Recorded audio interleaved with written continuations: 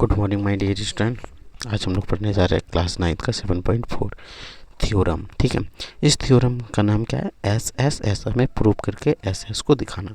तो चलो आपको एक बार किताब में क्वेश्चन को दिखा देते हैं। तो देखो किताब यहीं पे है, क्या बोल रहा है किताब में, देखो एस एस सार्वगन समता नियम को हमें प्रूव करना है। ठीक है, यदि एक त्रिभुज की तीनों भुजाएं एक अन्य त्रिभुज की तीनों भुजाएं बराबर हो, ध्यान से समझना कि यदि एक त्रिभुज के यानी कि एक त्रिभुज की तीन भुजा और दूसरा एक त्रिभुज की तीनों भुजा बराबर हो तो दोनों त्रिभुज सार्वगन होगा। ठीक है, इसी को हमें सिद्ध करना है। तो चलिए आपके सामने सिद्ध करके दिखाते हैं।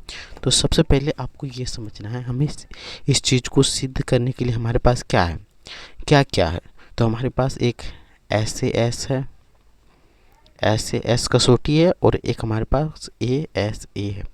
यही दो चीज़ें, और हमारे पास क्या है परिमेय 7.3 और 7.2, ये दो थ्योरम्स हैं।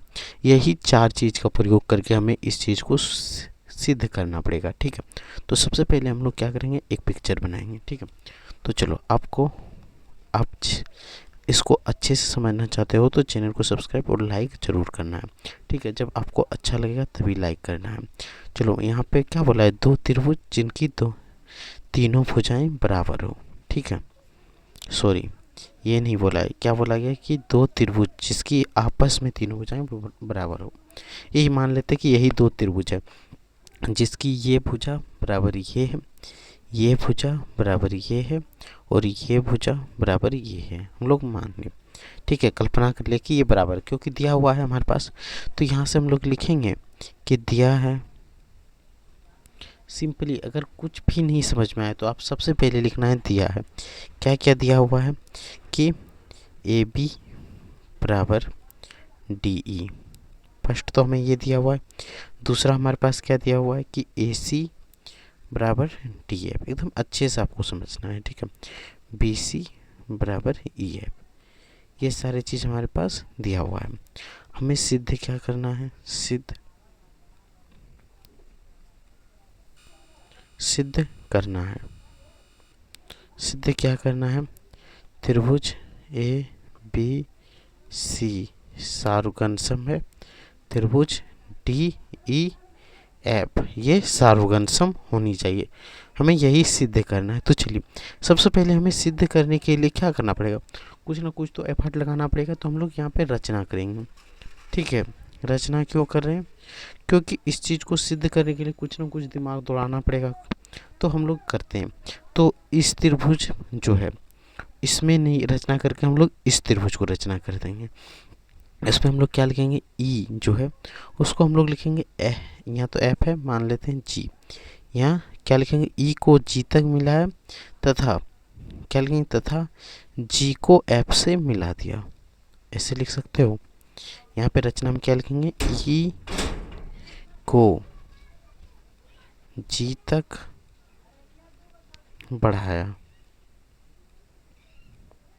ठीक है, एकदम आसान भाषा में लिखना है, तथा जी एफ को मिलाया, जी एफ को मिलाया।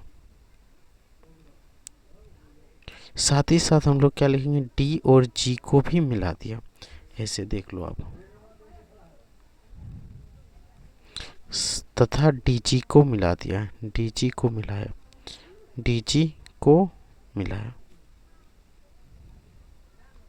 इतना तो आप लिख सकते हो, मिलाया। अब ये मिला दिए, अब यहाँ पे क्या बोलेंगे कि जो मिलाए हैं, ठीक है, वो कैसे हैं। ठीक है, इसी चीज़ को हमें समझना है। मिलाया, जिस मिलाया, ठीक है, जिसमें क्या लिखेंगे कि ए बी बराबर ई जी है। इसको हम लोग इतना बड़ा रेखा बढ़ाएं, इतना दूर तक बढ़ाएं, क्या हुआ कि ए बी के बराबर ई जी बन गया। समझ में आ रहा, इसको हम लोग मिलाएं, सॉरी ई को जी तक इतना दूर तक हम लोग बढ़ाएं कि ए बी जो ए बी के बराबर क्या बना, ई जी। इस रचना को आपको नोट कर लेना है, ध्यान से समझना एकदम, ताकि आपको अच्छे से समझ में आए। ठीक है, अब देखो यहाँ कोमा लिख देंगे, साथ ही साथ क्या बोलेंगे कि इस कोण के बराबर ये कोण का रचना किया, ये एंगल जो हम लोग लाइन खींचे तो इसके बराबर लिखे, तो यहाँ पे लिख देंगे कि कोण बी बराबर एफ ई जी, एफ ई जी। साथ ही साथ कोण सी बराबर हम लोग क्या लिख देंगे, ई एफ जी, कोण सी बराबर कोण ई एफ जी काटा। यहाँ तक अगर नहीं समझ में आया अब लिख देना काटा। यहाँ तक में कोई दिक्कत हुआ आपको तो ये बताओ। ये सारी चीज़ आप लिख सकते हो, अपने शब्द में लिखना है। ये जो जैसे मैंने लिखा इस चीज़ को आप समझ गए हो तो अपने शब्द में लिखना, मेरा शब्द यूज नहीं करना है, क्योंकि आपको अपना कॉन्फिडेंट रहना चाहिए, ठीक है। अब चलो हम लोग यहाँ से लिखेंगे हल, ठीक है। हल में क्या लिखेंगे तो देखो, इस त्रिभुज और इस त्रिभुज को पहले सर्वगम करना है, ये त्रिभुज और ये त्रिभुज, तो त्रिभुज ए बी सी, त्रिभुज ए बी सी तथा त्रिभुज ई एफ जी में, ठीक है। यही त्रिभुज में तो हमारे पास क्या है, तो यहाँ पे देखना ध्यान से, ए बी बराबर ई जी किससे हुआ, रचना से, यहाँ लिख सकते हैं। यहाँ तो सबसे पहले हम लोग कोण को लिख लेते हैं जिससे आसानी होगा, कोण बी, तो इस त्रिभुज का क्या लिख सकते हैं, कोण B is equal to, P पूरा क्यों लिख रहे हैं, ये कंप्लीट एंगल है, बी यहाँ पे लिखने से ये कंप्लीट एंगल बन जाता है, बराबर ई है तो यहाँ लिख सकते हैं एफ ई जी, कोण एफ ई जी किससे हुआ, ये दोनों बराबर तो दिया हुआ नहीं है, लेकिन हम लोग रचना से फिगर बनाए हैं तो इसीलिए यहाँ रचेंगे रचना से, ठीक है। अब आगे हम लोग बढ़ जाते हैं। अब हम लोग क्या लिखेंगे कि ए बी बराबर हम लोग ई जी काटें तो लिखते हैं ए बी बराबर ई जी किससे हुआ, तो ये भी रचना से, ऐसे काटे हैं। अब अगला कॉन्सेप्ट, अगला कोण हम लोग क्या लेंगे कि कोण सी, देख सकते हो यहाँ पे आपको कोण सी बराबर कोण एफ, इसको भी तो बराबर काटे हैं कि नहीं, तो यहाँ से लिख सकते हैं कोण सी बराबर कोण ई एफ जी। यहाँ देखो डायरेक्ट एफ क्यों नहीं लिख रहे हैं, क्योंकि एफ यहाँ पूरा कंप्लीट कोण नहीं है, इसीलिए हम लोग एफ नहीं लिख रहे हैं। क्यों लिख रहे हैं, E F G it is uncompleted कोण एंगल, ई एफ जी ये भी किससे होगा, रचना से, ठीक है। अब यहाँ से हम लोग क्या लिखेंगे, त्रिभुज ए बी सी सार्वगंशम है त्रिभुज एफ ई जी, ये सार्वगंशम होगा किससे, पहले एंगल साइड एंगल यानी ए एस ए से, ये तो सार्वगंशम हो गया। जब ये सार्वगंशम हो गया तो हम लोग लिख सकते हैं कि कोण ए बराबर कोण जी, लिख सकते हैं कि नहीं आप बताओ, कोण ए बराबर कोण जी किससे होगा आप कमेंट में बताओ, तब तक और हम लिखते हैं। अब देखो हम लोग लिख सकते हैं कि ए सी बराबर एफ जी, ए सी बराबर एफ जी लिख सकते हैं कि नहीं, लिख सकते हैं, इसमें तो कोई दिक्कत नहीं होना चाहिए। अब ये दोनों किससे होगा, सी पी सी टी से। तो यहाँ से आपको ध्यान में क्या रखना है कि कोई भी दो त्रिभुज अगर सार्वगंशम हो जाए तो वो त्रिभुज आप उस त्रिभुज के प्रत्येक पार्ट सार्वगंशम होगा, यानी कि इन त्रिभुजों का जो भी पार्ट है वो सारे ही पार्ट क्या हो जाएंगे, बराबर हो जाएंगे, ठीक है। जैसे कि ये त्रिभुज और ये त्रिभुज सर्वगंशम तो हम लोग दिखा दिए, जैसे ही सर्वगंशम हो गया तो इसके पार्ट्स और इसके पार्ट्स हमेशा सारा पार्ट्स बराबर होगा, एक एक पार्ट्स बराबर होगा, ठीक है। इसीलिए हम लोग इसको लिखते हैं किससे होता है, तो सी पी सी टी से, ठीक है, सी पी सी टी से। तो इसको क्या बोलते हैं, सर्वगंशम त्रिभुज के संगत भाग, corresponding part of congruent triangle, ठीक है। तो ये हो गया। अब देखो हमारे पास क्या है, अब देखना यहाँ से ध्यान देना है क्या क्या कर रहे हैं। अब देखो ए सी बराबर एफ जी है, यहाँ से देखो आप ए बी बराबर ई एफ है कि नहीं, और ए बी बराबर डी ई, यहाँ पे आप देखो दिया हुआ है कि ए बी, यहाँ पे देखो ए बी का ए बी बराबर डी ई दिया है, और यहाँ पे क्या है हम लोग ए बी बराबर ई जी लिए हैं, यानी कि ये और ये दोनों क्या है, बराबर है कि नहीं। यहाँ देखो आप ये और ये एंगल दोनों बराबर है, ये सॉरी ये दोनों साइड बराबर है, तो होगा कि नहीं। तो यहाँ से हम लोग लिख सकते हैं, अब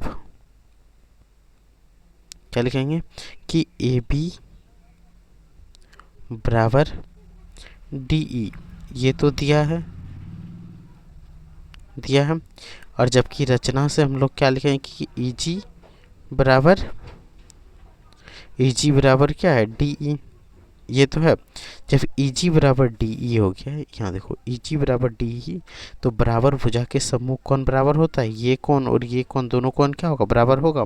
तो यहाँ से लिख सकते हैं कौन ई जी डी। ठीक है, यहाँ काट रहा है तो ओ लिख दें, छोड़ो ओ नहीं लिखेंगे, कौन ई जी डी। यहाँ लिख देंगे कौन ई, यहाँ दिखना चाहिए आपको,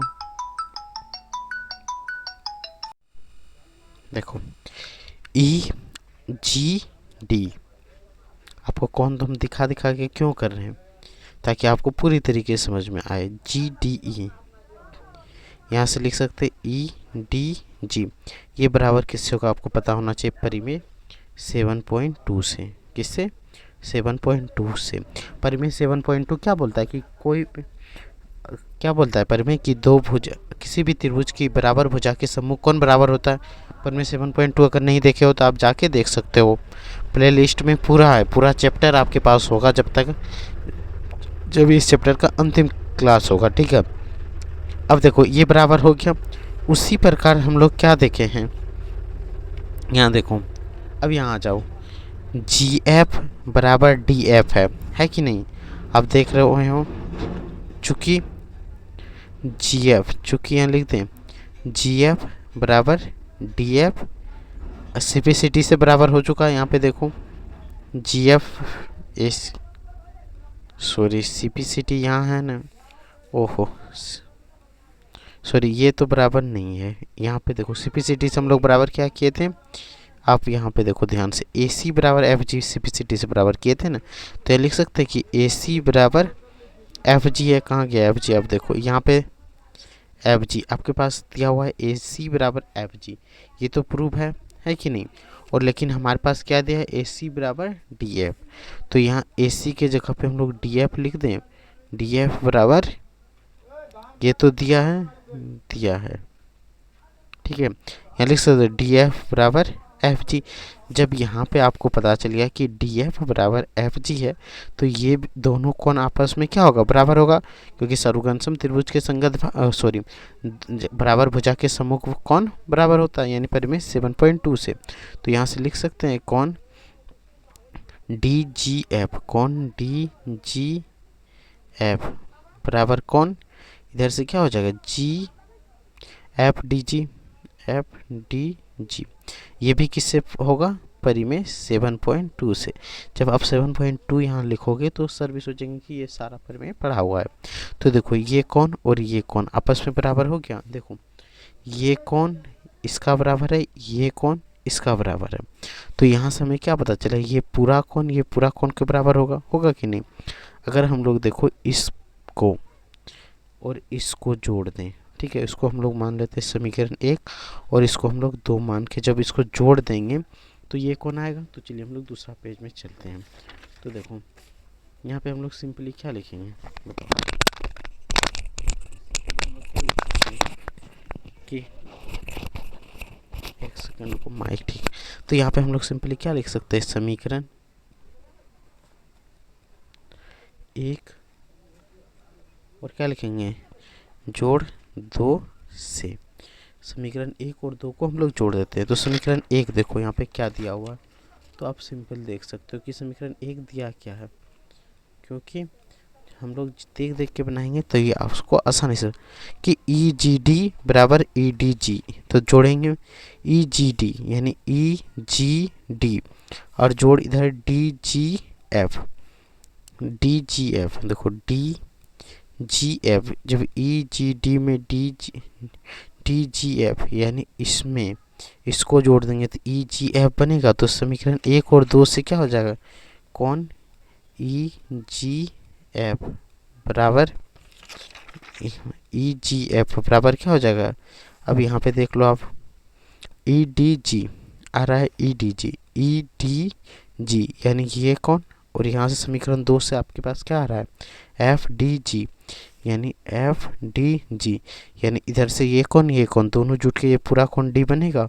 तो यहाँ पे लिख सकते हैं कौन डी होगा, यानी डी बराबर आ गया। अब अब हम लोग क्या करेंगे, ऊपर वाले त्रिभुज में ले लेंगे। अब देखो ये त्रिभुज और ये त्रिभुज में अब हम लोग यहाँ से ले लेंगे, क्योंकि हमारे पास ऐसे एस और ए ऐसे है, यानी एक एंगल हो गया। ये दोनों भुजा, ये इसके भुजा बराबर तो दिया हुआ है, इसलिए ऐसे ऐसे लग जाएगा। तो चलो अब हम लोग क्या लिखेंगे, त्रिभुज ए बी सी तथा त्रिभुज डी ई एफ में। अब त्रिभुज ए बी सी तथा त्रिभुज डी ई एफ में, ठीक है। अब यहाँ पे क्या लिख सकते हैं, आप देखो पेज में कि ए बी बराबर डी ई और ए सी बराबर डी एफ और ए बराबर डी लिख सकते हैं। तो यहाँ सिंपली हम लोग क्या लिखेंगे कि ए बी बराबर डी ई और कौन यहाँ पे क्या हो गया, डी बराबर इधर से क्या लिख देंगे, ई जी एफ। ई जी एफ बराबर डी है, सॉरी इधर क्या लिखेंगे, कौन ए बराबर क्या लिखेंगे, कौन ए बराबर डी होगा कि नहीं, क्यों, क्योंकि ई जी एफ बराबर डी हो गया और ई जी एफ जो है वो डी के बराबर है। देख सकते हो आप, कौन देखो कहाँ क्या, सी पी सी टी से ए बराबर कौन जी आया है, देखो यहाँ पे है। तो यहीं से हम लोग क्या कर देंगे, एक लाइन अगर आपको लिखने का मन हो तो इसके बराबर ए बराबर क्या हो गया, डी। इस चीज़ को क्या बोलेंगे, कैसे हुआ, तो लिख दें ए बराबर जी प्रमाणित हो चुका है, प्रमाणित हो चुका है। अगर लिखने का मन हो तो आप लिख देना प्रमाणित हो चुका है। अगर पूरा नहीं समझ में आए तो ऐसे लिख लेना, ठीक है। अब देखो ए बराबर कौन डी आ गया। अब यहाँ पे क्या होगा, बी सी बराबर डी, कोई भी एक साइड ले सकते हैं, बोलो ले सकते हैं कि नहीं। तो यहाँ लिख सकते हैं ए सी बराबर डी ई, ठीक है। अब यहाँ क्या हो गया, त्रिभुज ए बी सी सर्वगण सम हो गया त्रिभुज डी ई एफ। किससे हुआ अब बताओ, यहाँ एस ए एस से, तो यहाँ लिख सकते हैं एस ए एस। तो यही तो हमें प्रूव करना था कि इसको एक सर्वगण सम त्रिभुज दिखाना है। तो ये पूरा कंप्लीट हो गया, ठीक है।